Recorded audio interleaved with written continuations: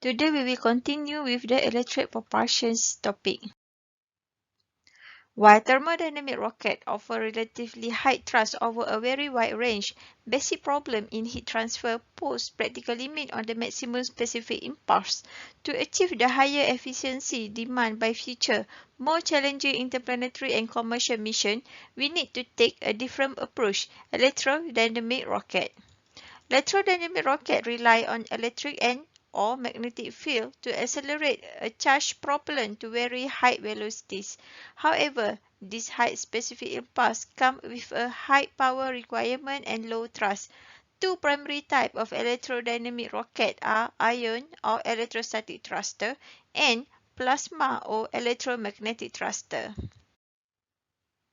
This shows how ion thruster work.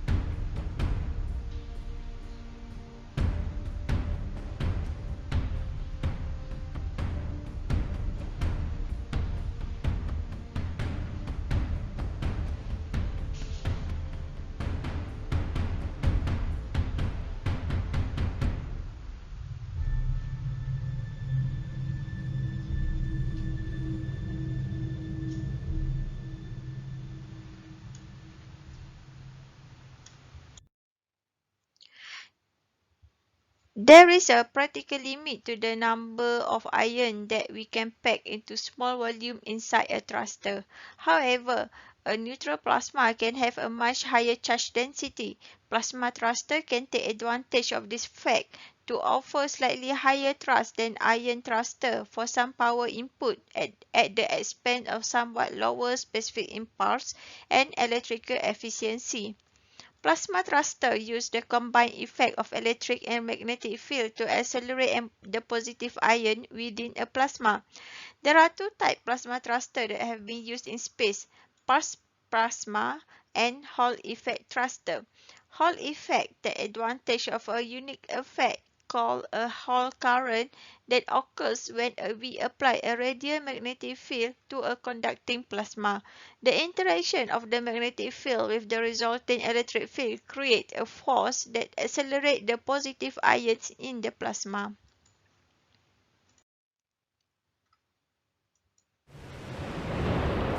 Discovery now making one last reach for the stars. Most of the cost of space transportation really lies in the amount of fuel that you have to carry. When you see a rocket, you're seeing mostly a fuel tank. And so we have to change that. And that means the exhaust temperature has to be very high. The exhaust of a rocket is a few thousand degrees. We want it to be like the sun, 1,000,000 degrees or 2,000,000. No chemical reaction can do that. So we don't do chemistry. We use electricity. We go from gas to plasma. Pulse.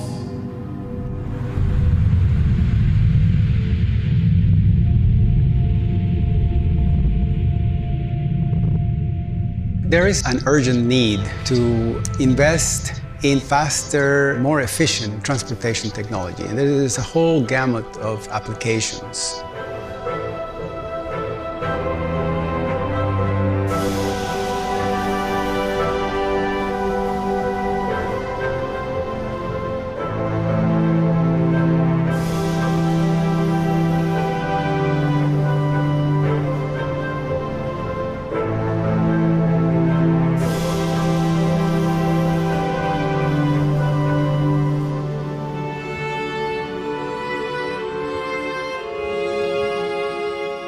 you buy yourself a lot of things by going fast. That is the promise of the technology, to make the ability to stay operating in space cheaper and much more sustainable than it is today. And that's what we're bringing to the table. Solar pressure is one source of disturbance torque on a spacecraft.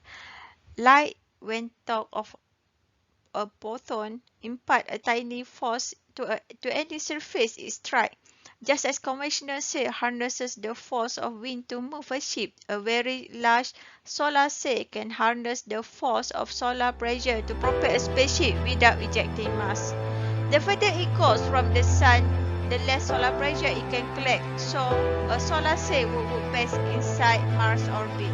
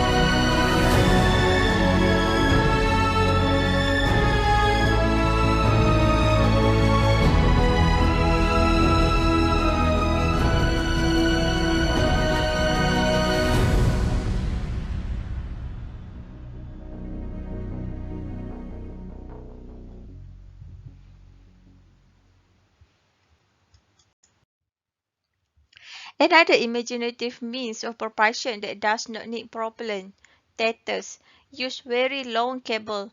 By using a small mass at the end of very long tether, 10 or even hundreds of kilometers long, we produce the stabilizing effect.